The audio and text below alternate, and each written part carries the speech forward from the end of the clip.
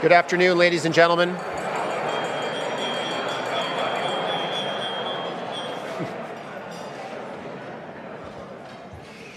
Thanks, I appreciate the very vigorous glass knocking over here. Thank you very much. Ladies and gentlemen, please join me in welcoming our webcast viewers. My name is Andrew Graham. I'm president of the Canadian Club of Toronto, and I'm very pleased to be your host for today. Viewers, thank you for joining us. Our focus today is on technology. It's hard to find any organization that hasn't been touched by the internet. In some cases, whole industries have been disrupted. I think a number of years ago, a number of us who were involved in the Canadian Club wondered if our organization would be disrupted by technology. The Canadian Club's been around this is our 122nd season, and I think you easily could have wondered a few years ago with the rise of platforms like YouTube and Twitter, would an organization that gets people together in the same room to listen to a speaker speak for half an hour or more still be relevant? I think the great news is that we still are, and that's very much, you're all proof of that. And in fact, I think we are more relevant and more important than ever in an era when it's easy to watch news only from sources that you would agree with, and get your news in very small and perhaps not always super well thought out tidbits from certain sources. I think there's something magical about getting together and hearing a thoughtful speaker like we'll have today speak at length. And there's also something magical about being around a table with people, some of whom may share your views and others may have disagreements with you. If anyone was at a table with anyone disagreeable, hopefully that didn't disrupt your lunch too much. It takes a lot of work to put on events like this. I'd like to thank the generosity of today's event sponsors, Borden Ladner Gervais, BLG, represented by Sean Weir, Davies, represented by George Addy, and Questrade, represented by Stephen Graham. I'd also like to acknowledge Google Canada, who sponsored the participation of the Youth and Young Leaders Table, joining us this afternoon from the Ryerson Leadership Lab. Where are you? Over there. Welcome.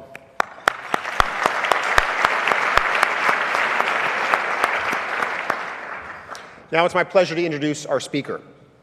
Few companies have grown as quickly or have had as much impact on the world as Google. The company is only 20 years old, but has transformed so many facets of our lives, from how we find information, to how we navigate the physical world, to how companies advertise. During the day, when I'm not at the Canadian Club, I work in the tech world, and I can tell you that Google is very influential, not only as a channel for us to advertise, but as an organization that really has helped us think a lot about how to build a great tech company. Google's done so much when it comes to people management, and both, I think, elevating the practice of people management and talent management, and also being very open about sharing those learnings and those practices. I know we often think, when it comes to organizing talent and organizing teams, what we can learn from Google. Leading Google in Canada is Sabrina Geremia, an 11-year Google veteran. She helps drive innovation and business results for one of the country's largest companies. Digital transformation has been a part of Sabrina's focus for more than 22 years. She brings global perspectives to her leadership of Google Canada, having worked in Italy and the UK. She shares her knowledge within the tech industry freely. She's currently on the board of Ryerson DMZ, which is widely known as one of the continent's top university startup incubators. And she's an advisor to the City of Toronto through the Innovation Economy Advisory Council, and also to Move the Dial, which focuses on getting more women in tech. It's one of her personal passions to encourage more women and young people to pursue technology careers. Her leadership has been recognized in the business industry writ large. In 2015, Sabrina was recognized by the Women's Executive Network, WXN, as one of Canada's top 100 most powerful women. She is also a recipient of the Women in Communication Technology Diversity Award. We're thrilled that she is here to share her ideas for Canadian prosperity in the digital age. Sabrina, I'm very pleased to pass the Canadian Club of Toronto's podium over to you.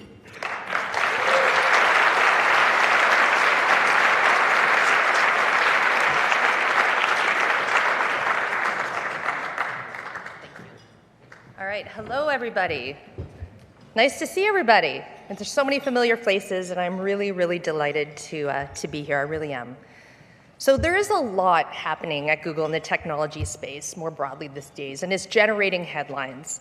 It's always generating headlines, whether it's about innovation, it's sometimes about disruption, depending on where you land, around the future of work, around community, and more broadly. But to be clear, if you think back to 100 years ago, and this club has been around for 120 years, technology was still actually generating headlines back then. So I want to take you to a headline. Toronto prepares for 1 million people.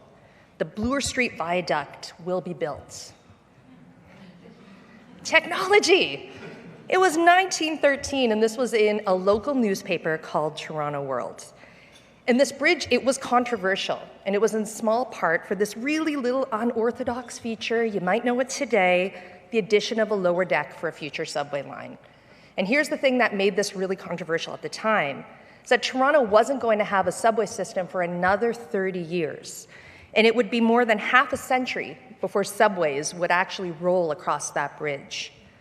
So 100 years ago, the people of Toronto, they knew full well that the benefits of this bridge wasn't going to be seen for generations, but still they placed a long bet on bringing the city together and the citizens and the communities of the city together.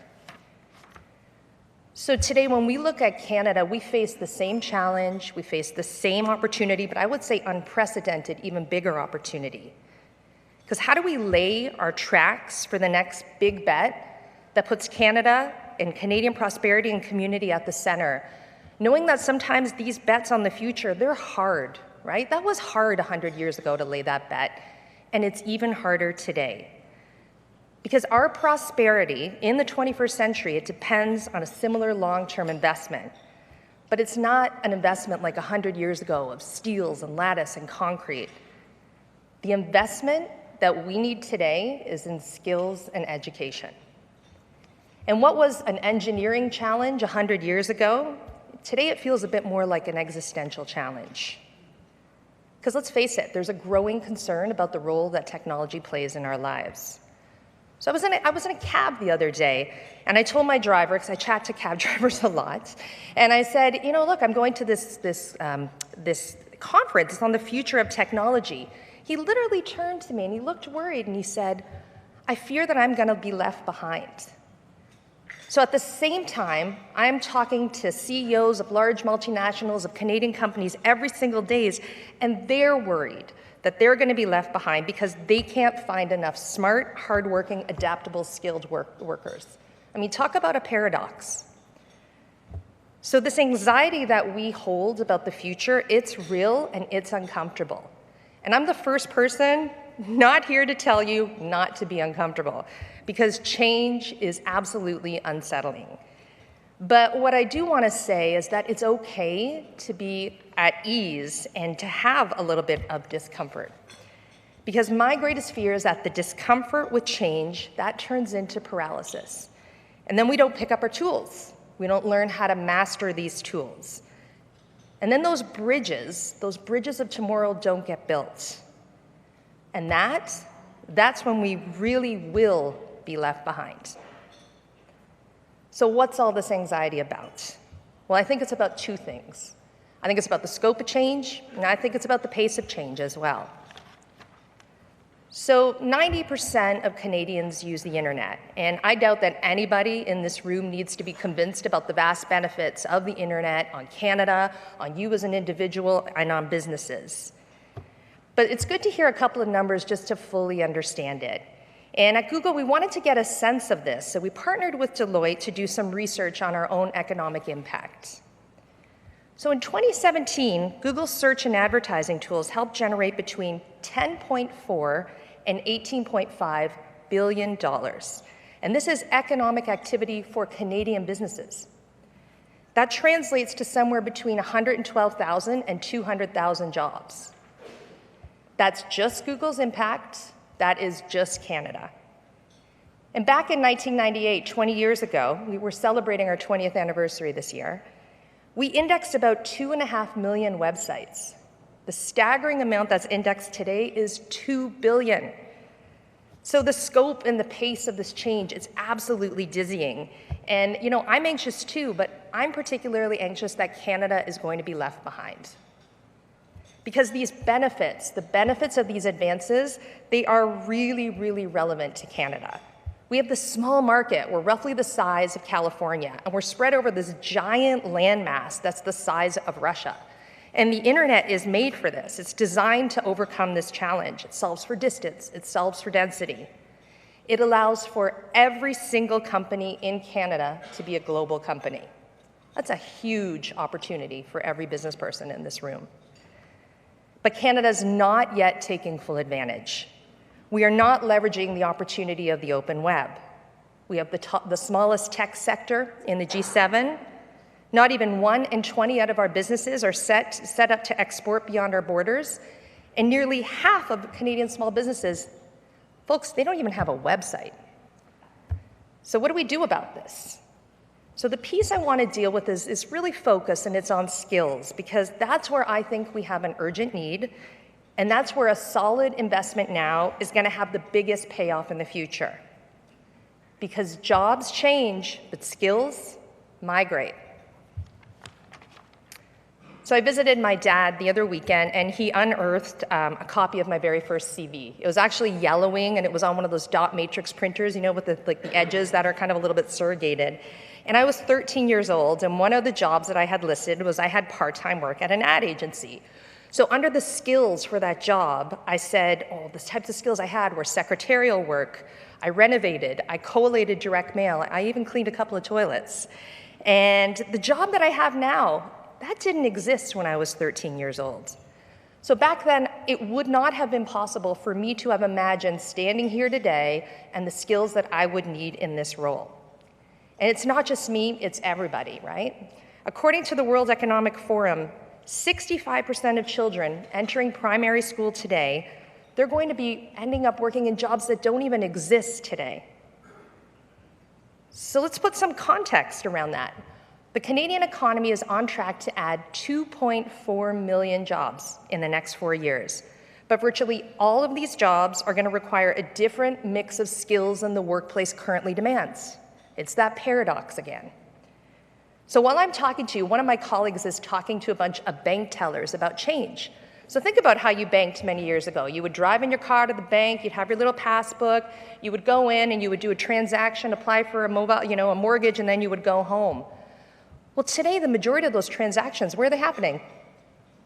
Yeah, everyone's got one right there in front of you, your mobile phone. So the role of the bank teller is starting to change. They need to understand the customer that's physically standing in front of them with information, data, insights, and help them solve for financial goals, for different types of things. Their job is changing. So whether it's mobile, could be machine learning, we could talk all day about automation, robotics as well. I think every sector in the Canadian economy is going to be reshaped by technology. And Canadian workers, they need the mindset and the skills to use these tools because, again, jobs will change, but skills migrate. So this isn't just about creating more coders, and I think that's really important, and Canada needs to do more of that, but it's about creating workers that continuously learn. So I'd like to talk to you just about a couple of things that Google is doing to address this issue. I mean, these are small steps, but I think they're a start, and it's really going to give you a sense of how we're thinking about this. And one of them is called the Employees Pathway Program. So we partnered with Mars on this, and it's a program for companies that are searching for skilled workers and workers on the other side to apply their skills in new industries. It's like a matchmaking program for skills. So for example, if you're working in a certain area of, let's call it resource extraction, you might discover that you have a combination of skills that make you particularly good as a veterinarian assistant. That's a real example. It's a kind of skills dating site, and it's powered by artificial intelligence. And hopefully it's going to help more Canadians understand what skills they should prioritize on personally for the jobs of tomorrow. On the flip side, it's going to help companies find the workers with the skills that they need. So that's one piece. So there's another piece, because we got a high-tech labor shortage on the horizon. And the ICTC puts it a little more eloquently than I do. They call it an acute digital talent demand. I simply call it an opportunity. So let's say it with numbers. Canada needs to fill 216,000 new IT jobs by 2021. That's a lot of jobs. That includes IT support jobs. You know, when something doesn't work and you can't figure it out, the person that you go to that makes that magic happen. We need a lot more of those. So we've put together a first-of-its-kind program. It's an IT support, and what I love about it is that it takes people with zero experience to job readiness as an IT support person in 8 to 12 months. And then not only that, the graduates of this program, now we get their CVs and we put it in the hands of really amazing companies in Canada that want to hire them. Companies like RBC, Shopify, and Walmart Canada. And by the way, we would love more partners on this, so if anyone's interested, please come find me later. So that's another bit of progress, but there is a lot more that needs to be done. And all Canadian businesses have a responsibility here because Canadian companies need to be the training ground for these new skills. Like, we cannot rely on colleges, universities to actually solve for this. It's just happening too fast. And last year at Google, we had a reskilling dilemma. So we had to retrain all of our engineers on machine learning. Over 18,000 people took an introduction to machine learning course to learn this. Now look, we did this because the potential of machine learning is so vast that every technical person should learn these fundamentals. And I will confess to you something personal. I'm in a fairly senior role at Google. I've been here for 12 years. I still have to certify and do exams on our products every 3 months. Every 3 months. It is continuous learning, no matter what level that you are at. And by the way, that course on machine learning, that's now available online, and any Canadian can do it. Because every company that is being transformed by technology, they need to be part of the solution, and they need to be making a big investment in training. So for Canada to achieve this potential, and just to keep up with our global competitors, we need an army of technically literate innovators and workers. And according to StatsCan, if you were to just take a snapshot of our current workforce, we right now have about 1.3 million people who are employed today who have a STEM degree. That's Canada's entire workforce. This year, China alone, they're going to graduate 5 million STEM workers. 5 million graduates in 1 year alone in China. So as much as I love those programs that I just talked about, this mid-career reskilling, the IT support programs, they are part of the solution, but they're at the bottom of the funnel. If we want to solve this at scale, the opportunity is at the top of the funnel before people even enter in the workforce. So we need to place a much bigger bet on STEAM education. And we need to think about computational thinking. And a reminder for those that don't know what this is, it's education, science, technology, engineering, arts, and math. And that's our best opportunity to build the skills and the mindset for an adaptive labor force. And Canadian kids, they've got to be excited about this. You can't always just force things. They have to be excited. And I know these future builders quite well because I've got 2 of them at home. They're both age 7. And I do want to just tell you a little story. So not long ago, my son, he met my boss at Google. And he told him about this idea he had. He went straight into pitching mode. And he said, look, I would like to build a flying car, to which my boss replied. And he pulls out his phone. He said, well, your mommy and my mommy's boss is actually working on an idea, and showed him a picture of Larry Page's flying car. He just happens to be working on a similar idea. And then, initially my son was a little deflated, and then he looked him square in the eye and he said, yes, but I want my flying car to come out of a watch.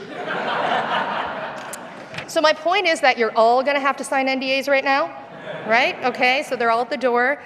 But no, the real point is that Canada's greatest future resource is walking through those classroom doors every single day. They're wearing oversized backpacks, they think big, they're learning sponges. This is innate to them, and it's so inspiring to see.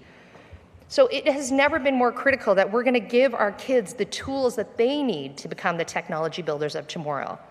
Because if you think about the jobs they're going to go into, whether it's arts or science or healthcare, these are going to be shaped by technology. They need to understand this, and they need to master those tools. So that's why we partnered with Actua to deliver 1 million hours of coding workshop and camps. That's why we opened a community space on the ground floor of our engineering hub in Waterloo, because we're supporting robotics, coding classes, digital skills programs in the community that we operate in. And these are pilots, because the ultimate goal is to create more of these moments for young people, all young people. And this is ultimately how the tech sector can address its diversity issues. And I don't want to get off track, but I do want to take a moment to touch on the importance of diversity in this issue, in this industry. And last week around the world, thousands of Googlers walked out of their offices, really reflecting the anger and the disappointment that many of us feel about inappropriate workplace behavior and how it's been handled in the past. And personally, I share that frustration. It's not just a frustration that's unique to tech. But I think one of the really interesting things that makes Google's culture so unique, and one of the things that I love about this company, is it's the capacity to support our employees and to make sure that their voices are heard. And I also appreciate we have taken a much harder line on inappropriate behavior, particularly in the past 2 years, and including people in positions of authority. And I think this difficult episode, it sheds a further light on why we need more diverse perspectives. We need more diverse perspectives and experiences in tech. We need more women in tech, and especially at the top of the funnel. So we need all young people, girls, underrepresented groups, to get excited about these tools of the future. So what are they doing across the pond? Well, in England, computational thinking is already on the curriculum for primary and secondary school. It's encouraging to see that BC and Nova Scotia are following suit. But why can't we get more provincial ministries of education to offer computational thinking in the curriculum? Seems like something we want to do, right? Because if we're serious about building those bridges of tomorrow, well, we have to build and we have to invest in the builders of tomorrow. We have to bring more STEAM and computational thinking into our classrooms. So as we lean into these challenges, it's important to remember just the incredible upside and the opportunity that we have in front of us. And I want to tell you a couple of stories that really bring this to life. And I want to start with a family. They're called the Haddads. And in 2013, they had a chocolate factory. It was in Damascus, Syria, and it was bombed. So after 30 years as chocolatiers, this family fled, and they stayed in a refugee camp for 3 years. Then in 2016, they got this golden opportunity to resettle in Canada. And they moved to the small town of Antigonish, Nova Scotia. They started a new chocolate company, and I love this name because it was called Peace by Chocolate. So let me tell you how they got started. They used Google Search to source local suppliers and vendors. As they started to generate a bunch of traffic to their website, they looked under the hood using Google Analytics, and they discovered that 65% of the interest in what they were doing was coming from outside of Canada. So today, Peace by Chocolate has 35 employees. They're all locally hired within the community, and they just announced a distribution deal with Sobeys grocery chain. And I really love the Peace by Chocolate story because it's a perfect example of so many things. It's the resourcefulness of our newcomers, how the fallout from global events can become building blocks for a new Canada, how any small business, and by the way, there's 1 million of them in Canada, they can leverage technology to share a passion and thrive. So a second story I just want to touch on briefly is about a woman named Molly Burke. And she's a 24-year-old fashion vlogger on YouTube from Oakville. So she creates video tutorials. They express her ideas about beauty, makeup, and clothing. But there's something really unique and special about Molly. 10 years ago, at the age of 14, she lost her sight. So she created a whole language for talking about clothing and beauty products, and it didn't depend on looking in the mirror. So her channel today has 1.4 million subscribers, and she's part of this new generation of Canadian artists that are reaching global audiences through YouTube. And this is really important because 90% of the views of these global artists are coming from outside of Canada. It's higher than any other country that we see on the platform. Our voices are being heard. And this is so important because we're losing a lot of our talented storytellers to the South.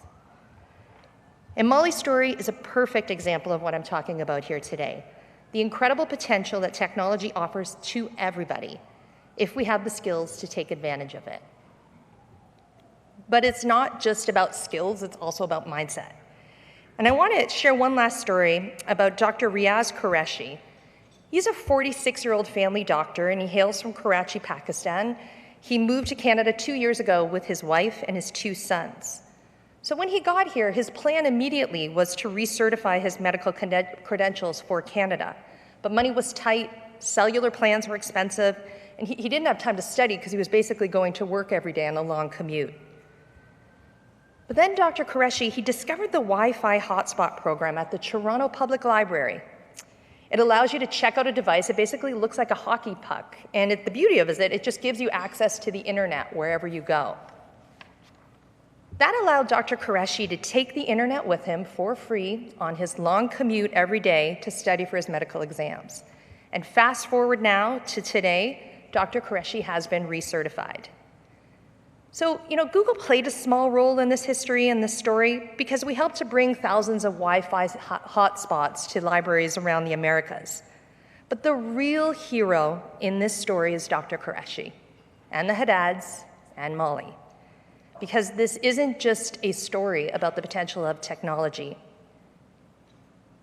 It's a story about people and our capacity to adapt. So building on that, building our capacity to adapt, that's the blueprint for the future growth and opportunity. We need to better align the skills of Canadian workforce with the jobs of the future. Again, jobs will change, but skills migrate. Every Canadian company needs to be a training ground for digital skills and development. We all need to be part of the solution.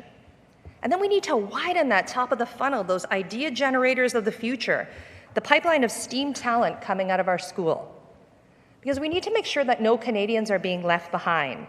And skills and education, that's the bridge that we can start building today for that future generation. So I want to rewind a second and go back to the story that I opened with, the Bloor Viaduct that many of you know. So there was one little detail that I didn't mention, and that when it was first proposed, the city held a referendum, and the people of Toronto voted against the bridge. The next year, they held another referendum, and they voted against it again. They didn't want to invest in this forward-looking piece of infrastructure because the benefits were going to be seen generations later. So it took 3 referenda and the 300,000 residents of Toronto to agree to go ahead and build this bridge. So clearly, they had some anxiety of their own, but they took a breath and they overcame it. So today, many of us are holding similar metaphorical referenda on technology. There's a fear of being left behind, but we need technological change and innovation because our capacity to adapt is innate. So I'm a tech optimist, and if we invest in skills and we couple that with a mindset of continuous learning, we will unlock future prosperity in all of its various forms. Because technology, when thoughtfully applied, that can be our own bridge to building a better world. Thank you.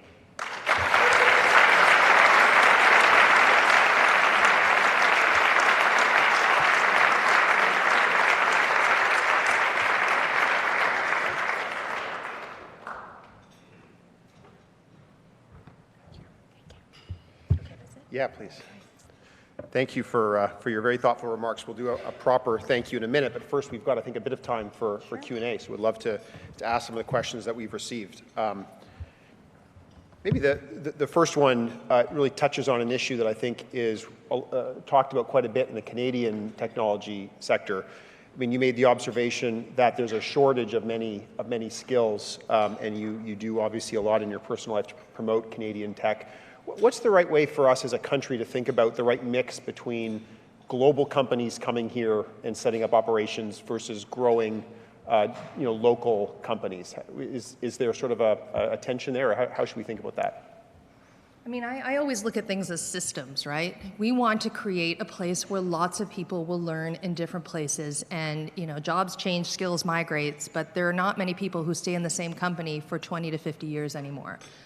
And the more places that people can learn and get the skills and the training grounds they need, then they can move around. So I don't see a tension. I understand that it feels like a natural tension when you're a Canadian company and you're trying to hire, and that is why we have to invest further up the pipeline. That's why we need to get more people getting the skills that they need, because there is an acute digital talent shortage at the moment, and I think that has to be something that we correct.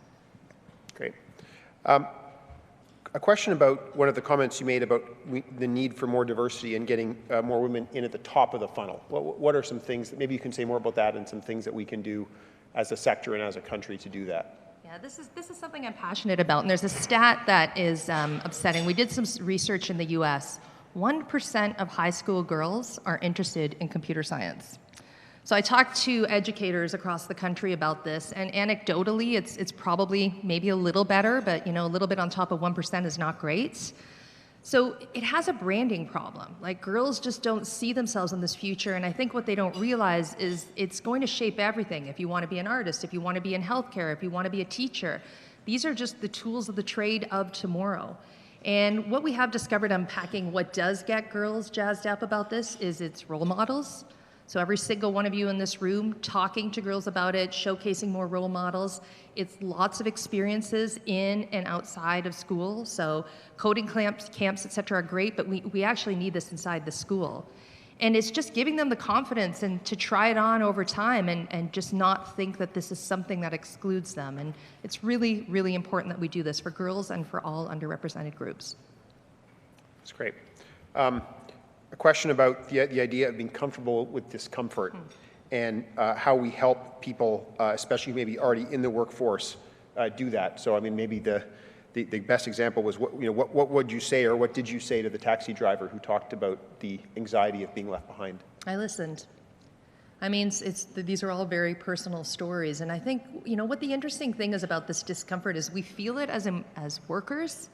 But on the flip side, we use this technology every day in our lives, and it's not uncomfortable at all. It was very comfortable for me to get to work today 10 minutes early because I used Waze, right? It was very comfortable for me to do a couple of searches to find out, former speakers at the Canadian Club and watch their videos on YouTube.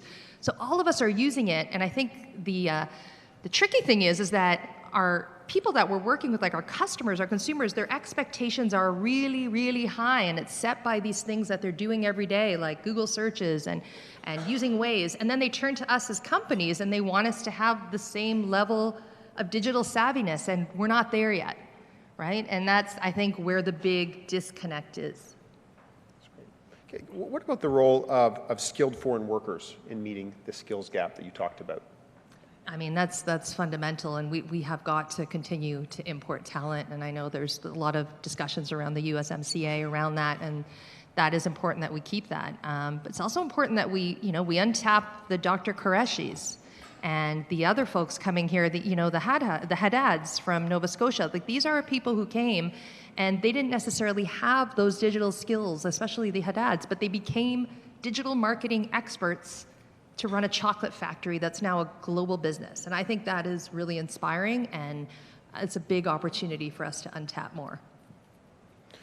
Maybe you can talk a bit more about Silicon Valley, and so much incredible innovation has come out of there, but I think there has been a realization in the past few years that there are some challenges around diversity. Can you talk more about your experience working and spending time there, and what some of your lessons are? Yeah, so I've been working in tech for 12 years. From my own personal experience, I would say some of the issues that we're facing for me preceded my journey into tech. But I mean, what I do see there is, I can only speak for Google because I can't speak for the industry. Like, there are really concerted efforts to fix this and to make this right. Like, nobody wants to solve this better than the folks, especially right up to Sundar. And I think what is interesting about what happened is, I'm always interested when things happen that are hard, and then people see it, and then it raises the conversation for everybody. And I hope that the good that will come out of this is that this is a watermark in the industry that, we got to make things better. And part of that starts with, you just need diverse groups in the room. I look at it at tables. Look around the table that you're sitting at right now. How many men are there? How many women are there? How many diverse people are there at your table? And I try to start by fixing the tables that I sit at. And that's a really, really good and powerful place to start. It's a great point. I can tell you that at the Canadian Club, we're very focused on, first of all, we look very closely at looking at the balance we have at the podium across the season, and also on our board and in other ways as well. I certainly share your concern and your view that it's so important.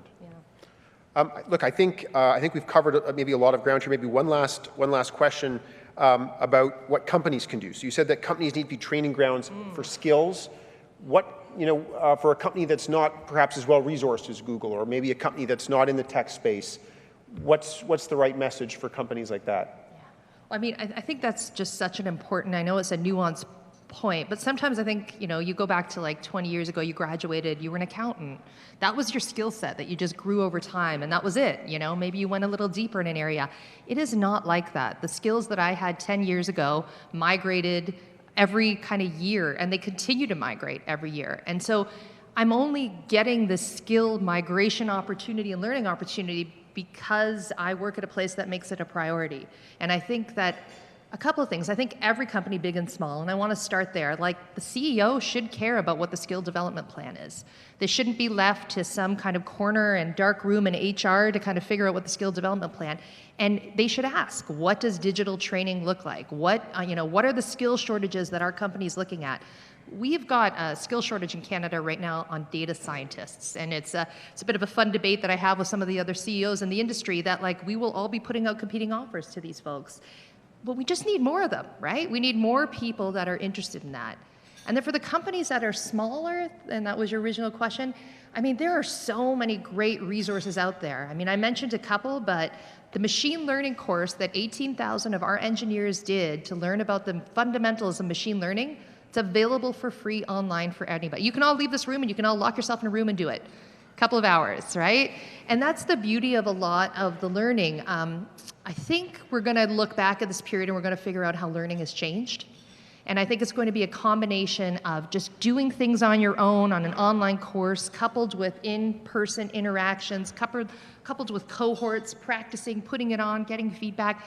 Learning isn't linear anymore, right? It's circular. And I think companies big and small, and in fact, it might be easier for some small companies to do this because they're not impeded by a very kind of traditional structure of what learning means for their organization.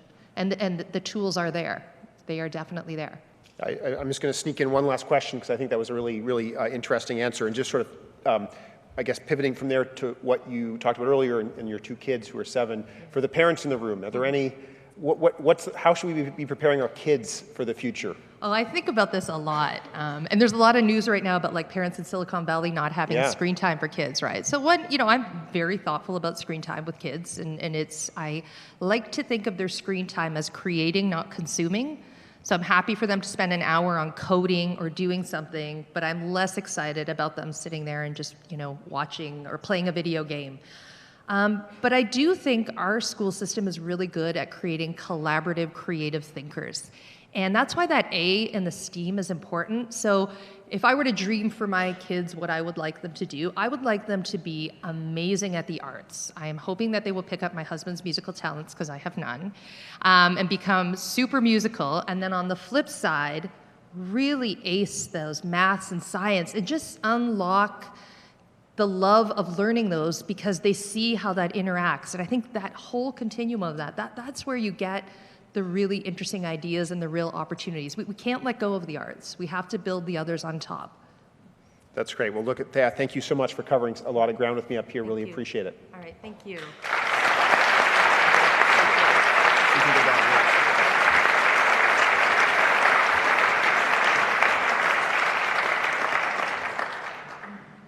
Well, Sabrina, thank you for being such a thoughtful speaker and being so thoughtful in your answers to the questions. I think you've given us all a lot to think about.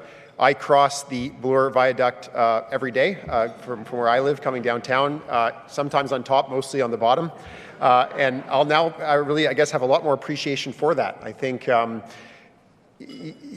think it's kind of amazing to think of building infrastructure now in the city or really anywhere where there isn't going to be benefit for 30 or 40 or 50 years. It feels like perhaps something has changed, but the story of just having referendums until you get the answer you want may also hold lessons. I'm not sure. On a day when there's a lot of important voting going on south of us, I'm not sure what lesson to take from that. I think the question of talent and how we as a society and a country build the talent we need and build the companies and organizations we need to be successful is such a crucial one. And I think the perspective that you bring as an individual and that you bring as a leader in such an innovative and world-changing company has been really helpful and I'm sure valuable to all of us in the audience today. Really appreciate the examples you shared as well of what Google has done over its first 20 years. Really excited to see what it does over its next 20. I guess finally, thank you for your leadership in the tech industry, helping companies here grow and especially helping young people and women play a bigger role in the tech community. I'm sure we all share the view that we absolutely need more of that in this country as well. Just before we conclude, here are some highlights of some upcoming club events.